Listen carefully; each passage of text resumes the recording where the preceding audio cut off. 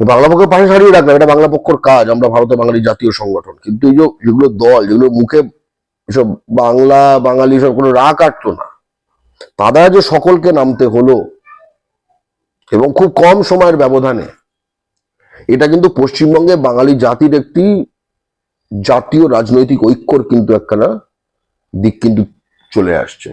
এটা খুব পজিটিভ। বাংলা পক্ষ এই প্রতিটি মিছিলের প্রতি সংহতি জানিয়েছে এবং 21শে জুলাই মঞ্চ থেকে আমরা অবশ্যই লড়াই করবো যে এইসব কথাটা বাস্তবায়ন করুক, কিন্তু আমরা এই মঞ্চ থেকে এটা বলা, এটার প্রতি আমরা সংহতি জানাই।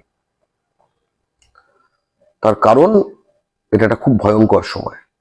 এ সময় বাঙালির ঐক্যবদ্ধ হওয়ার সময় দল মত ধর্ম বর্ণ শ্রেণী লিঙ্গর ঊর্ধ্বে, কিন্তু এটাও দেখতে হবে যে এটা যেন স্রেফ রাজনৈতিক একটি বুলি না হয়, আমরা এর বদলে বাস্তবতা অ্যাকশন চাই।